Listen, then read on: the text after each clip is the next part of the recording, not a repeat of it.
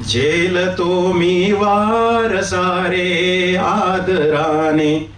राम आहे एक बाणी आत माझ्या, राम आहे एक बाणी आत माझ्या, विठ्ठलाची गोड गाणी आत माझ्या.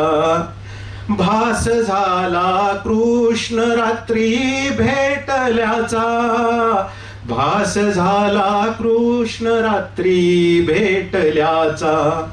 कोरली मी ती निशाणी आत माझ्या, कोरली मी ती निशाणी आत माझ्या, विठ्ठलाची गोड गाणी आत माझ्या.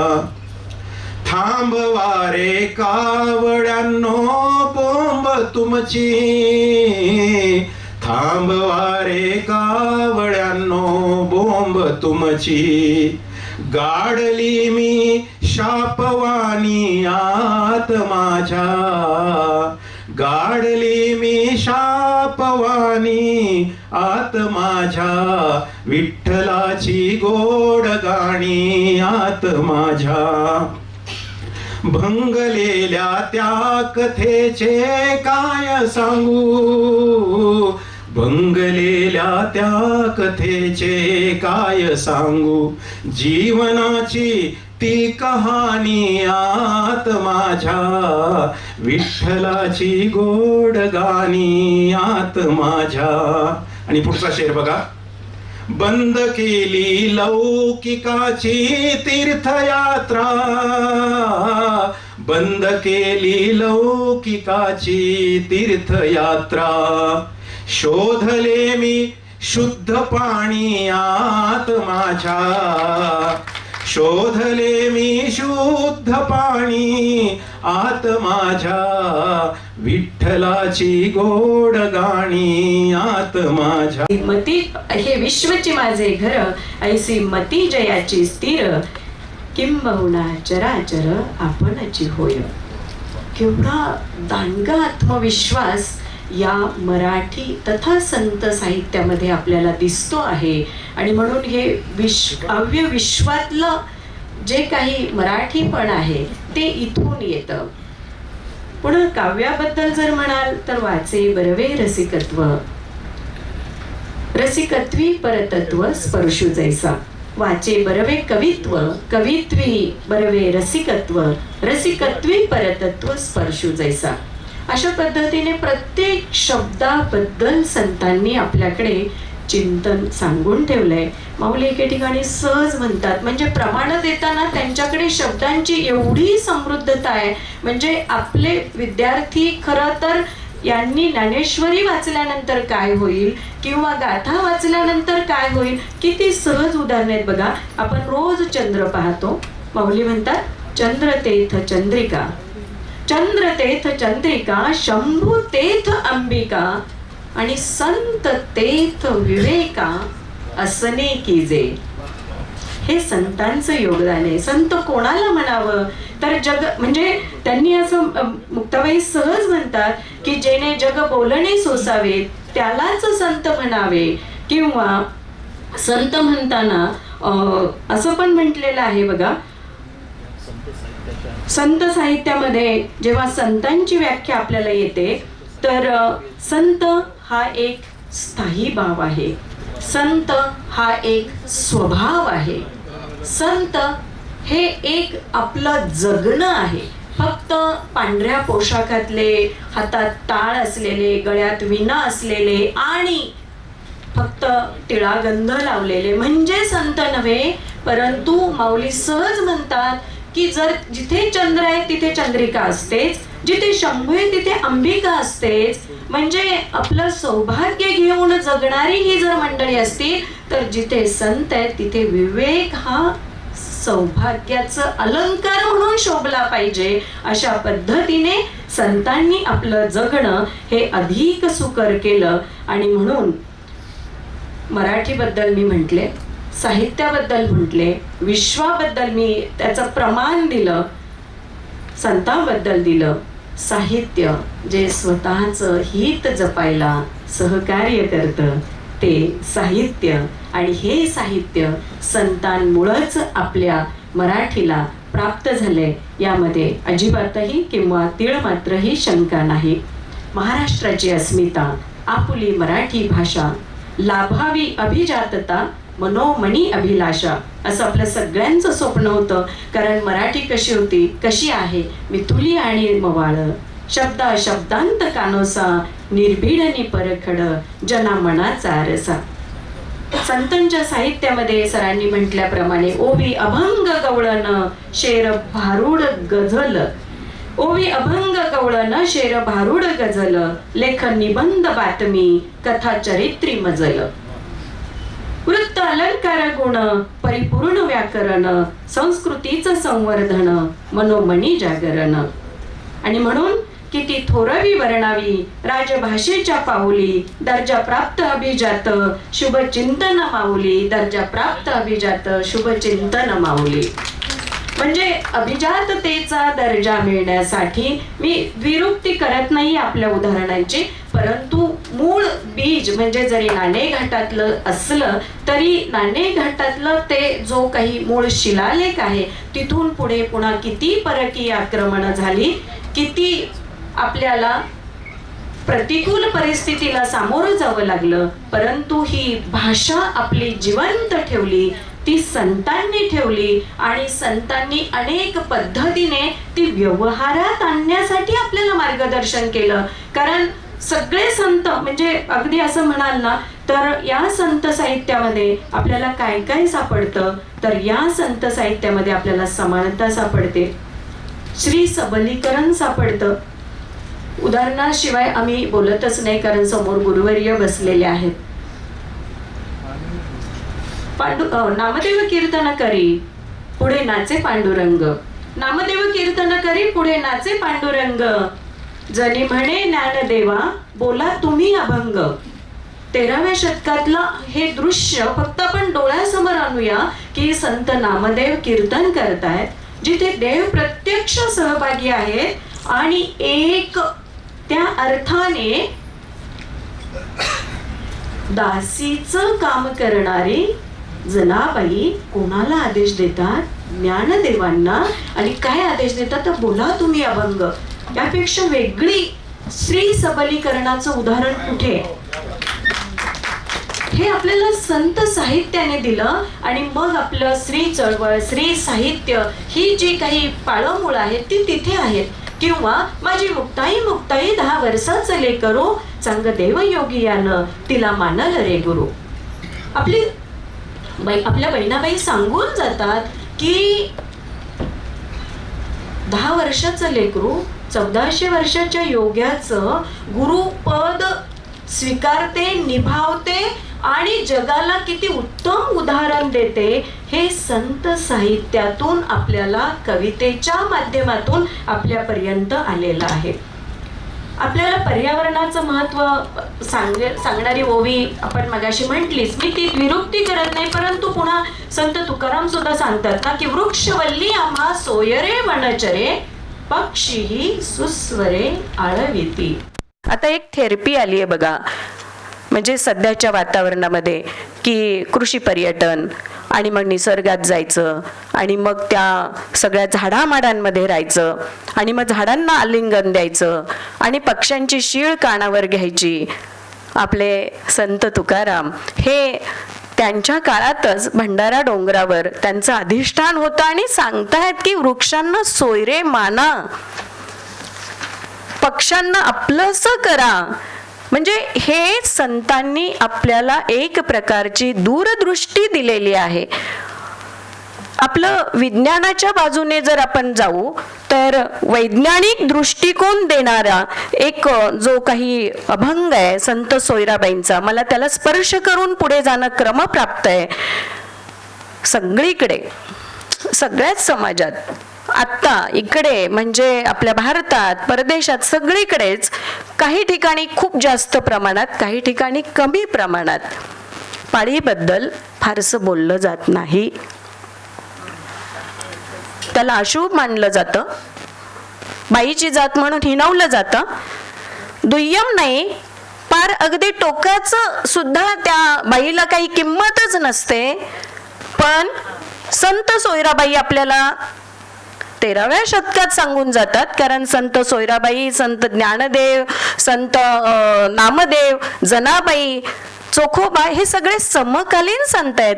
त्यांनी एक समानतेची लोकशाही चंद्रभागेच्या वाळवंटामध्ये उभारलेली होती.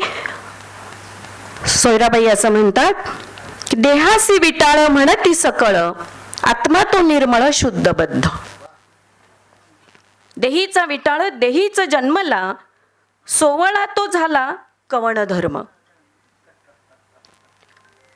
विटाळा वाचोनी उत्पत्तीचे स्थान, कोण देह निर्माण जगी नाही. देहाचा विटाळ देहीच निर्धारी, देहाचा विटाळ देहीच निर्धारी, म्हणत असे महारी चोखोबाची. किती स्पष्टपणा आहे. आणि मग काय याला आपण अशुद्ध म्हणणार? किंबहुना सरळ विज्ञान सांगतंय पाळी नसेल तर आपली उत्पत्तीच नाही.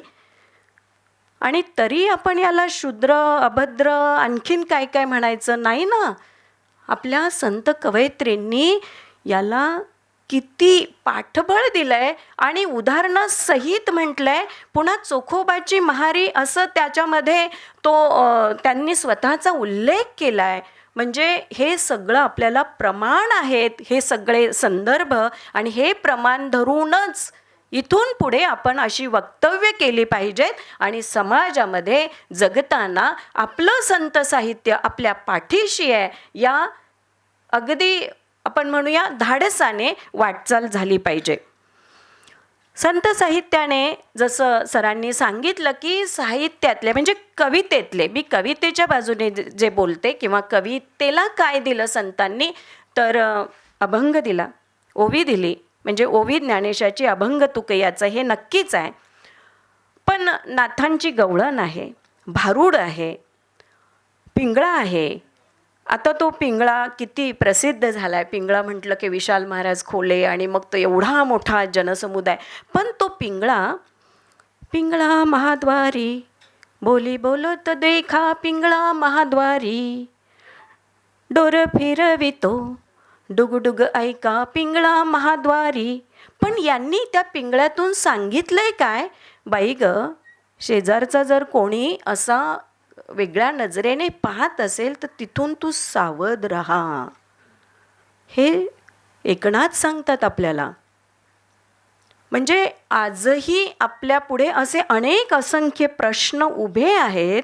पण पिंगळा या काव्यरचनेतून आपल्याला एकनाथांनी असं मार्गदर्शन केलंय. आणि संतांची सगळीच काव्य आपल्याला नाचायला, डोलायला, ताल धरायला लावणारी आहेत. आणि म्हणूनच ती आपल्यापर्यंत आलेली आहेत. ओवी रूपाने संत जनाबाई सुद्धा किती छान वर्णन करतात.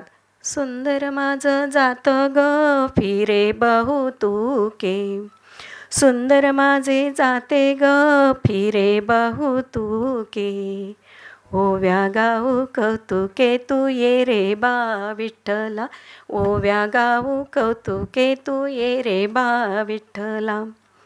आणि जातं आणि बाईचं नातं, आणि तिथे विठ्ठल असावा, तिथे पांडुरंग असावा, त्याची साथ आपल्याला आहे. म्हणजेच स्त्री पुरुष समानता. आपण साहित्याच्या दृष्टीने पाहूया ना, स्त्री पुरुष समानता आहे तिथे. आणि पुन्हा पुढच्या कडव्यामध्ये सहज जनाबाई म्हणतात, काय म्हणतात, म्हणजे आजकाल ज्यांना आपण म्हणतो की हम दो हमारे दो, किंवा the person should be only one and there should not be any one, I don't want dustbin and nothing. But what Janabai saying? सासू आणि सासरा दीर तो तिसरा, हे सगळे हवेत.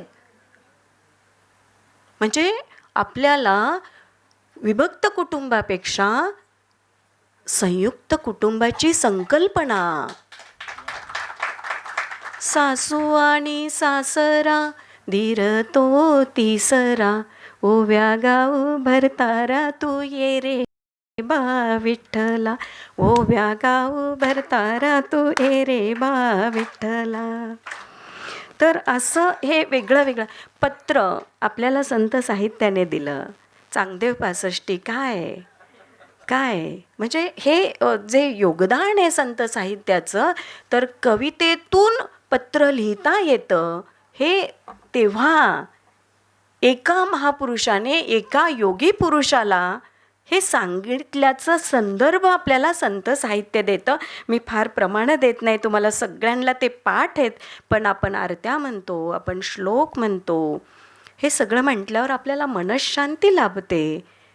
आणि अशाच पद्धतीची मनःशांती लाभण्यासाठी अध्यात्माची जी आवश्यकता असते ती या संतांनी आपल्याला दिलेली आहे. मी साहित्यातला कवितेतला प्रकार भारूड तो फक्त सांगते. आणि खरं तर संत साहित्य आणि तिथे 10 मिनटं 15 मिनटं शक्यच नाही, परंतु एक आपण सगळ्यांनी संधी दिली. अग ग ग ग ग अग ग ग ग ग विंचू चावला कोणाला सांगू, विंचू चावला काय मी करू, विंचू चावला विंचू चावला विंचू चावला विंचू चावला हो. आणि मग तो कोणता विंचू चावला, काय झालं, तर माणसाच्या मनामध्ये षड्रिपू असता कामा नये हे इतकं चांगल्या पद्धतीने संतांनी आपल्याला सांगितलंय. मग तरीही अहंकाराचा वारा न लागो राजसा, माझी या विष्णुदासा अतिभाविका, नामा म्हणे तया असावे कल्याण, जयामुखी निधान पांडुरंग पांडुरंग पांडुरंग. तर अशा पद्धतीने संतांनी अनेक गोष्टी सांगितल्या, त्यांचा तो संदर्भ आपण पाहत गेलोय. यावर अधिक चिंतन करणं खूप गरजेचं आहे. प्रत्येक संतांचं यामध्ये योगदान आहे. संत कानोपत्रासुद्धा सहज म्हणते, नको देवराया अंत आता पाहू, प्राण हा सर्वथा जाऊ पाहे. पण किती संयम असला पाहिजे आपल्या जगण्याला, किती खोल खोल खोल परिमाण असलं पाहिजे याचा दाखला संत कानोपत्रा देतात. संत कृपा झाली इमारत फळाली, ज्ञान देवे रचिला पाया, उभारिले देवालया, नामा तयाचा किंकर त्याने बांधिले आवार, जनार्दन एकनाथ खांब दिला भागवत, तुका झालासे कळस भजन करा सावकाश, बहिणी म्हणे निरूपणा ओझा केले अवघे ओझा, बहिणी म्हणे बोजा निरूपणा केले अवघे ओझा. संत बहिणाबाईंचा हा अभंग आहे. एक स्त्री, अलीकडच्या काळातली स्त्री आपल्या सर्व संतांची परंपरा सांगते, सगळ्यांना जोडून ठेवण्याचं आपल्याला भान देते. मला असं वाटतं की ही जाण आपल्या कवितेमध्ये सुद्धा दिसली पाहिजे, आणि ती दिसतेच आहे. दिसत नसली तर त्याला काही बंधनं घातली पाहिजेत, मर्यादा आणल्या पाहिजेत, आणि संतांना प्रमाण मांडण्याशिवाय आपल्याला खरंच पुढे जाता येणार नाहीत. ही सारी आपली वाडवडील मंडळी आपल्या पुढचं जगणं खूप सुकर करणारी आहेत. म्हणून यांच्याप्रती सदैव सदैव आपण ऋणी राहिलं पाहिजे. छोटीशी फक्त एक रचनेतल्या 2 ओळी मी आपल्या पुढे ठेवते. जेव्हा वारी सुरू होते, भक्तिभावे धरू ताल गाऊया अभंग, भक्तिभावे धरू ताल गाऊया अभंग, ज्ञानदेव तुकाराम निनादे मृदंग. साधू संत शेतकरी प्रेमाचं गोकुळ, पालखीत अवघ्यांचं स्वागत सकळ, पंढरीच्या वाटेवर नाचे पांडुरंग, भक्तिभावे धरू ताल गाऊया अभंग, तन मन सारे आता माऊली चरणी, तन मन सारे आता संतांचे चरणी, रामकृष्ण हरी मंत्र श्वासाश्वासातूनी, दर्शनात नीज बोध आनंद तरंग, दर्शनात नीज बोध आनंद तरंग, भक्तिभावे धरू ताल गाऊया अभंग, ज्ञानदेव तुकाराम निनादे मृदंग, निनादे मृदंग, निनादे मृदंग. कुटुंबाचा वारसा, समानता. तर मॅडमनी त्यांच्या ज्या संतांविषयीचं सखोल ज्ञान आहे त्याच्यातून हे सगळं संतांनी त्या काळात रुजवण्याचा प्रयत्न केलेला आहे आणि आज आपण अभ्यासक्रमामधून सुद्धा हेच मुलांसमोर मांडत असतो. मी सुरुवातीलाच एक अभंग, पंढरीला जाता येत नाही किंवा विठुरायाला सतत साकडं घालता येत नाही, परंतु त्यांनी विठ्ठलाला त्यांचा स्वतःचा बॉयफ्रेंड मानलेलं असतं त्या ह्याच्यामध्ये.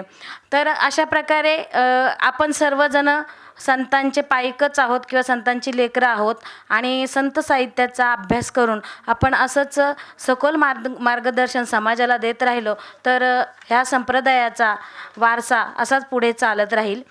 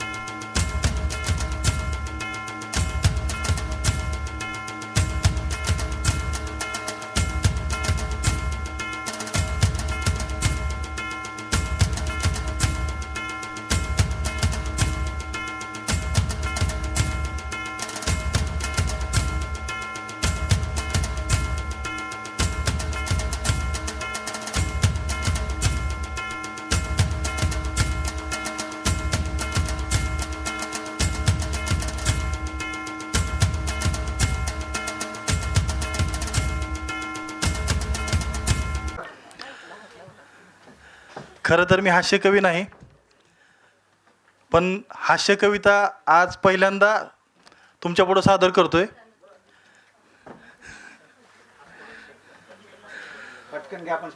कवितेचं शीर्षक माझी खास उपवास.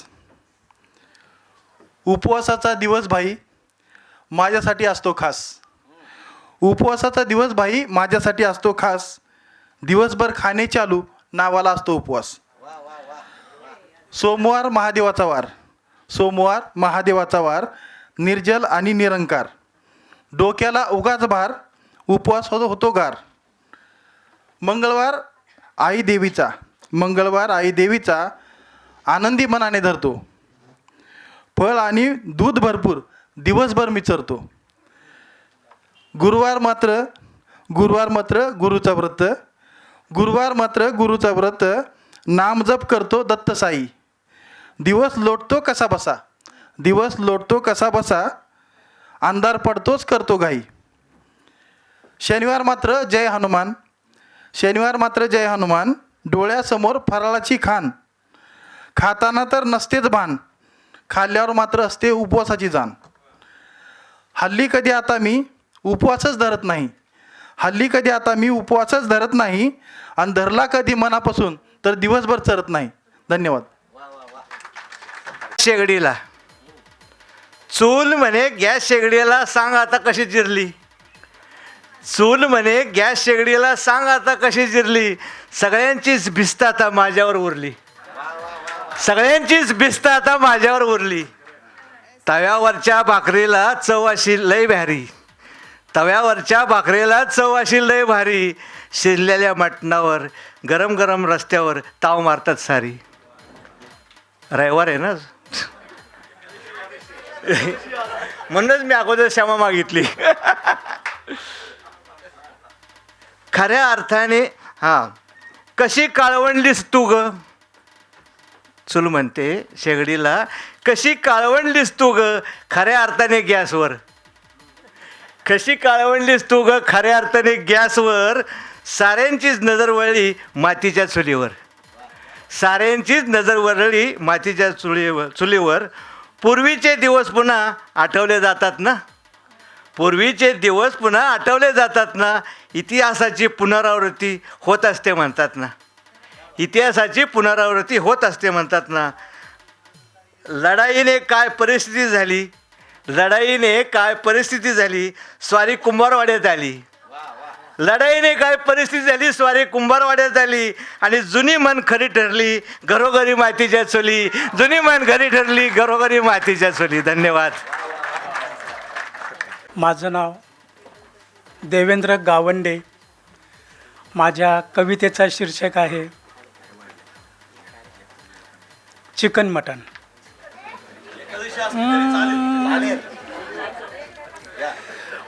बाजारासाठी तुम्ही पैसे नेले, ओ ओ ओ ओ बाजारामधून तुम्ही पिऊन आले, ओ ओ ओ ओ बाजारासाठी तुम्ही पैसे नेले, बाजारामधून तुम्ही पिऊन आले.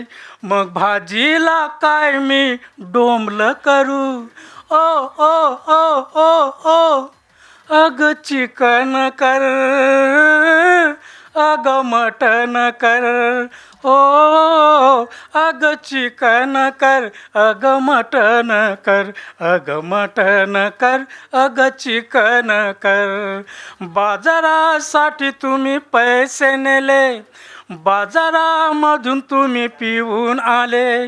मग भाजीला काय मी डोंबलं करू, ओ ओ ओ ओ ओ अग चिकन कर, अग मटन कर, ओ अग चिकन कर, अग मटन कर, अग मटन कर, अग चिकन कर. मिरची भाजीला आणली काय तुम्ही, नाही नाही नाही. चड्डी मुलाला आणली काय तुम्ही, नाही नाही नाही. तेल मीठ आणलं काय तुम्ही, ए गबस. मग भाजीला काय तुमची टंगळी करू, तुमची टंगळी करू. अग थांब थांब थांब थांब थांब, अग चिकन कर, अग मटन कर, ओ अग चिकन कर, अग मटन कर, अग मटन कर, अग चिकन कर. सांगा बाजारात कोण तुम्हा भेटलं, सोम्या. सांगा दारू पिऊ कोण तुम्हा म्हटलं, गोम्या. तुमच्या दारूत पाणी कुणी टाकलं, तुझा तो देवेंद्र. अगं बाई, आता का तोंड तुझं बंद झालं, सांग बंद झालं.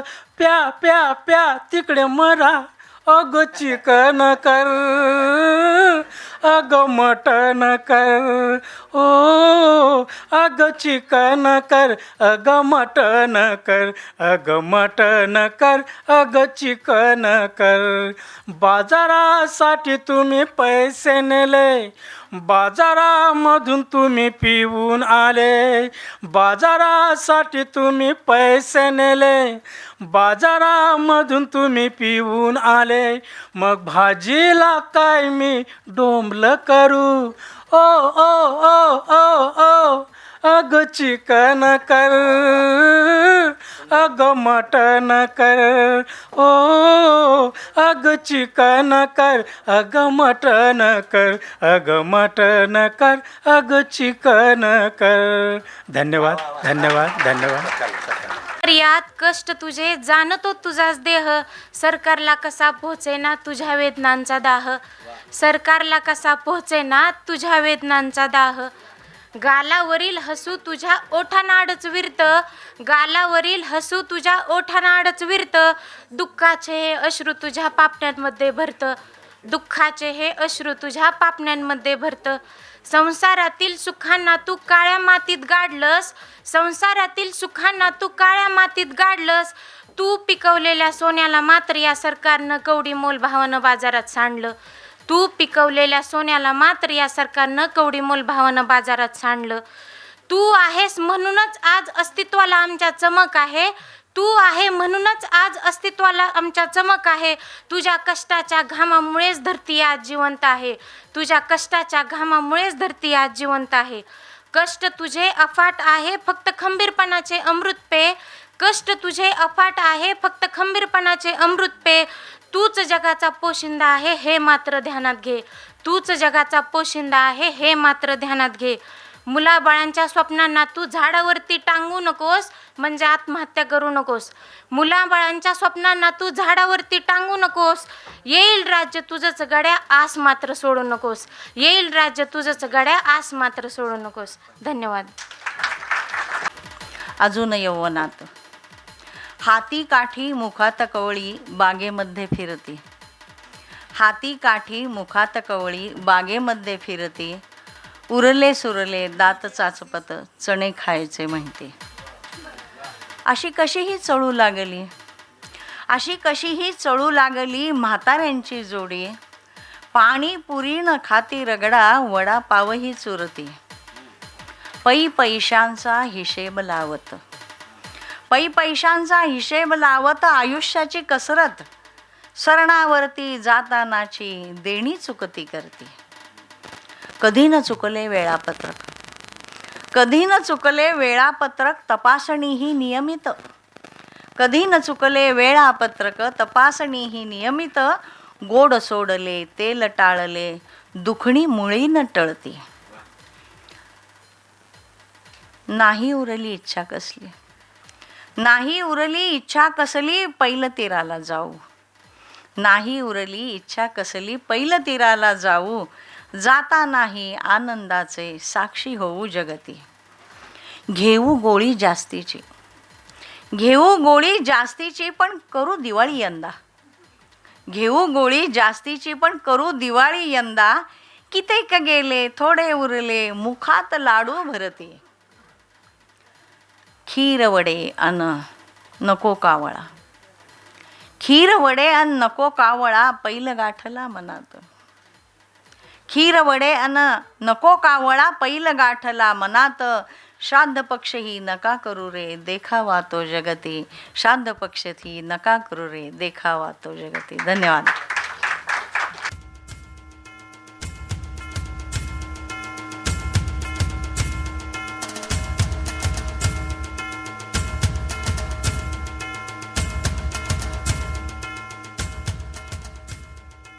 अनेक लेखक कवींना न्याय देत असतात आणि दरवर्षी लोणावळ्यामध्ये 5 स्टार हॉटेलमध्ये आमच्या कवी संमेलनाचं आयोजन अडसुळे सर करत असतात. म्हणजे कुमार रिसॉर्ट असेल, चंद्रलोक हॉटेल असेल, अशा मोठे मोठे हॉटेलला पुण्यातल्या कवींना बोलवून कंटिन्यू प्रोग्रामचं लाईव्ह प्रोग्राम करून मैफिली घेतात लोणावळ्यामध्ये. आम्ही गेली 20 वर्ष लोणावळ्याला जातो आहे आणि त्यानिमित्तानं त्या आपण म्हणतो ना चिक्कीबरोबर कविताचा आनंद देखील तेवढाच आम्हाला त्या प्रेमाने सर देतात. असे अडसुळे सरांनी आमच्या दोन्ही संस्थांना शुभेच्छा द्याव्यात. संजय अडसुळे सर. काव्य मित्र संस्था व अपेक्षा मासिक परिवार यांनी आयोजित केलेल्या या दुसऱ्या राज्यस्तरीय काव्य विश्व साहित्य संमेलनाला आज उपस्थित राहण्याचा सन्मान मला लाभला. त्याबद्दल मी सर्व आयोजकांच्या मनापासून धन्यवाद मानतो. मित्रांनो, इतका मोठा सुंदर कार्यक्रम ज्यावेळेस या सांस्कृतिक शहरामध्ये होतो तो खरोखरच ह्याचं खूप मोठं भाग्य आहे की आपणा सर्वांचं, की आपल्याला त्याचा आस्वाद घेता येतोय. परंतु आस्वाद घेत असताना ह्याच्यासाठी किती कष्ट करावे लागतात, किती लोकांशी संपर्क साधावा लागतो, ह्याचा जेव्हा आपण विचार करतो की मी आलो 2 मिनिटात बोललो भाषण केलं आनंद दिला, तसं नाही आहे. परंतु हे विश्व किंवा हे साहित्य संमेलन निर्माण करण्यासाठी किती अहोरात्र कष्ट केले, तर मला त्यांच्या कष्टाची जाणीव या ठिकाणी जाणवते.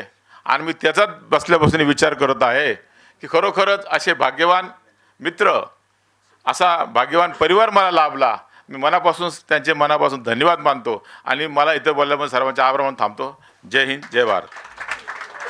5 मिनटं घेणार आहे कारण मला ही कल्पना आहे की संध्याकाळ होत आलेली आहे. सगळ्यांना घरचे वेध लागलेले आहेत. ते फक्तच गाईगुरांना लागतात असे नाही, तर माणसांनाही लागतात. फक्त AC आहे आणि दिवसभर बाहेरचा उन्हाळा अतिशय असह्य झाला असता, त्यामुळेही कदाचित काही लोक आरामात इथे बसले असतील, ऐकत असतीलच असं नाही. पण अर्थातच एक गोष्ट ही मजेचा भाग आहे, कारण तुम्हा तिघांचं जे सत्र झालं संत साहित्याबद्दलचं, त्याच्यातला आता प्रत्येक शब्द कानात साठवून ठेवावा असा होता. त्याबद्दल तुमचं तिघांचं मनापासून अभिनंदन. आणि हे जरी आजचं दुसरं राज्यस्तरीय काव्य विश्व साहित्य संमेलन असलं, कारण आपल्याला माहिती आहे पुण्यात जे सुरू होतं त्याला आपण विश्व संमेलन असंच म्हणतो, पण इथे उभे दत्तात्रयजी उभे आणि राजेंद्र सगर यांचं वैशिष्ट्य असं सांगते की आपापल्या संस्था गेली 27-28 वर्ष ते पण अत्यंत प्रामाणिकपणे अत्यंत कष्टाने चालवत आहेत आणि त्या आपल्या संस्थेशी दोघंही खूप प्रामाणिक आहेत. त्याच्यामुळं हे दुसरं संमेलन असलं काव्य विश्व संमेलन तरीसुद्धा त्याचा दर्जा आत्ताच सरांनी सांगितल्याप्रमाणे प्रचंड कष्टाने त्यांनी हे उभं केलेलं आहे. आणि त्यांचे हे जे सगळे सहकारी आहेत, लिमजे बंधू असतील, आमचे विद्याधर चव्हाण असतील, शहासने सर मार्गदर्शक असले तरी ते आज इथं अध्यक्षाच्या रूपात असले तरीसुद्धा ते अगदी सगळ्या सहकाऱ्यांप्रमाणे सगळे मदत करत असतात. आणि ज्यावेळेला टीमवर्क असतं एखादं, कुठलाही माणूस एकटा कुठलंही शिवधनुष्य पेलू शकत नाही. पण ह्या सगळ्यांनी मिळून गेली अनेक वर्ष, आज एक छोटासा मुलगा मला दिसला, तो पहिल्यांदाच मी त्याला पाहिलं, पण तो आलेल्या प्रत्येक व्यक्तीला ते जेवणाचं टोकन देत होता बघा. आणि इतक्या निष्ठेने तो काम करत होता की थोड्या वेळी कोण आलाय बरं, अच्छा मी म्हणलं ना आज पहिल्यांदाच पाहिलं मी, पण त्या रांगेत कोणीतरी आत्ता नवीन आलेलं दिसते, लगेच तिथं जाऊन त्याने ते टोकन दिलं. ही गोष्ट खूप महत्त्वाची आहे. ज्या वेळेला असं टीमवर्क असतं तेव्हाच कार्यक्रम यशस्वी होतात. तेव्हा सगळ्या टीमचं यशस्वीपणाबद्दल मनपूर्वक कौतुक करून मी थांबते. धन्यवाद. काव्यप्रेमी आणि डायसवर असलेले सगळे सहकारी, माझे मित्र राजेंद्र सगर उभे सर आणि विद्याधर चव्हाण, तर मला ह्या सगळ्यांनी विनंती केली की इथे हास्यकवी संमेलन आहे, टाळ्या वाजवून जर कोणाची मान दुखत असेल तर तुम्ही उपस्थित राहा आणि जर काही करता आलं तर करा. तर हे अचूक मर्म ओळखण्यासाठी त्यांनी मला इथे बोलवलं, त्याबद्दल त्यांचे मी धन्यवाद मानतो. आणि हा जो काही ह्यांनी घडवून आणलेला जो समारंभ आहे तो अतिशय हृद असा झालेला आहे. हे कार्य कुठे थांबता कामा नये आणि त्यासाठी ॲज अ मर्मचिकित्सक म्हणून मी तुमच्याबरोबर नेहमी सदैव असीन आणि ह्या सगळ्या प्रेमींबद्दल तुमचे सगळ्यांचे धन्यवाद मानतो. नमस्ते.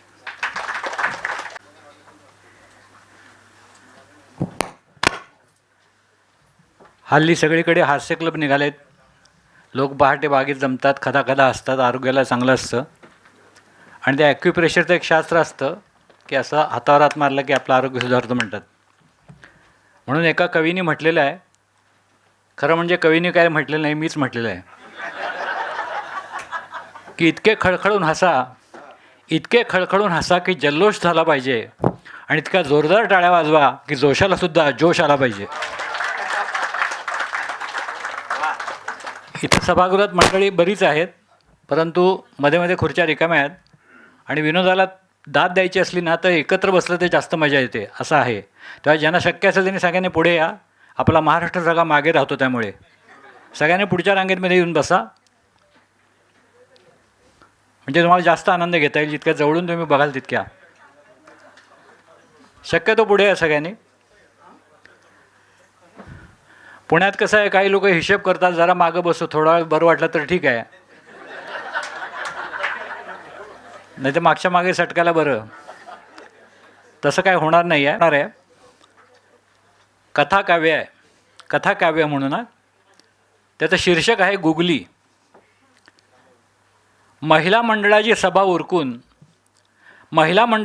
उरकून माझी बायको घरात आली. घरात पाऊल ठेवताच तिनं आनंदानं घोषणा केली, माझी मैत्रीण निशा आपल्या घरी राहायला येणार आहे. एक दिवस आपल्या घरचा पाहुणचार घेणार आहे. ऐकून माझ्या डोळ्यापुढं देखणी निशा दिसू लागली. माझ्या खट्याळ मनोराज्यात गोड गोड हसू लागली. उरल्या सुरल्या विरळ केसात मी मग कंगवा फिरवला. वीग बसवायला हवा होता म्हणून जीव तडफडला. निशासाठी माझी स्वारी टी शर्टमध्ये तयार झाली. शेजारच्यांची कार्टी तेवढ्यात मस्त काका म्हणून गेली. सुंदर निशा दारी आली. साक्षात रंभा उर्वशी भासली. आई शपथ मनात माझ्या मोगऱ्याची फुलं फुलली.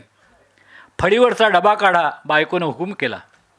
फळीवरचा डबा काढा बायकोनं हुकूम केला. तिच्याकडे बघत स्टुलावर हा वीर चढला. डबा सुटला अंगावरती पिठाचा अभिषेक घडला. माझं पांढरं भूत बघून निशाचा मुखडा हसत राहिला. झाडू घेऊन बायकोनं मग मला झाडला. आंघोळ करून सेंट मारून हा गडी पुन्हा नटला. साडी बदलून निशा माझ्या बायकोची साडी नेसून बसली. मागून मला बायकोच भासली पण बरं झालं ती वेळेवर वळली. तिनं चहा केला त्याला अमृताची गोडी आली. चहाच्या त्या घोटामुळं निशाची मला नशा चढली. दुसऱ्या दिवशी संध्याकाळी ती तिच्या घरी चालली. मिस्टर घरी एकटेच आहेत. येते हा भाऊजी म्हणून गेली. तिच्यामुळे 2 दिवस तरुण झाल्यासारखं वाटलं. बायकोला काही कळलं नाही. माझं नाटक छान वाटलं. दुसऱ्या दिवशी बायको म्हणाली एक कानावर घालते आहे. एक दिवस निशाच्या घरी मी राहायला जाते आहे. तेव्हा कळलं महिला मंडळाची ही योजना भारी आहे.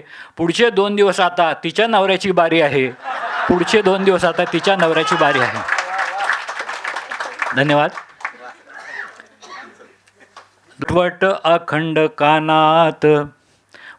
अखंड कानात कटकट बायकोची घरात. वाटत का आणलं हिला काढून लग्नाची वरात. वटवट अखंड कानात कटकट बायकोची घरात. नवी जोडी होती तेव्हा गोडीत माझ्याशी वागली. नवलाई सरली आणि फडाफडा बोलू लागली. बहिरामी हवा होतो वाटाया लागले मनात.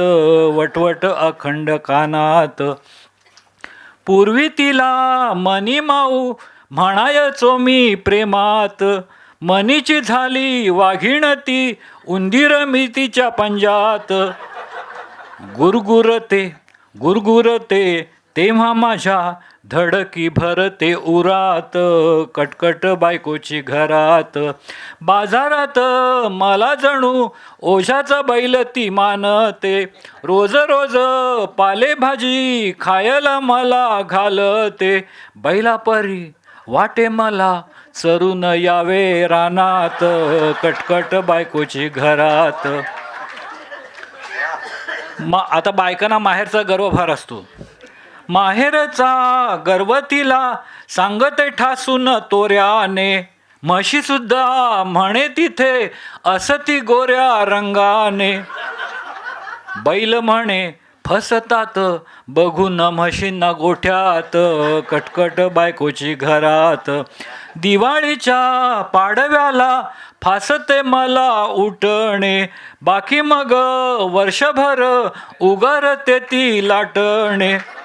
छळ तिचा सोसत मी बसतो घराच्या कोण्यात. कटकट बायकोची घरात. प्रश्न पडे लोकांना हा भांडती दोघं सतत. तरीही झाली 2 पोरं कशी या पडती कोड्यात. नाही कळत त्यानं आम्ही येतो कधी कधी लाडात.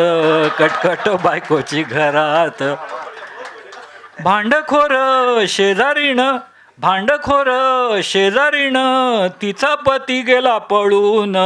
त्यातून धडा घेऊन आम्ही भांडण दिली सोडून. सुख दुःख काम वाटून आनंदे नांदतो घरात. हात घेऊन या हातात प्रपंच करतो मजेत. संसार तुम्ही तुमचाही करावा असाच सुखात. कटकट नाहीच घरात. वटवट नाहीच कानात.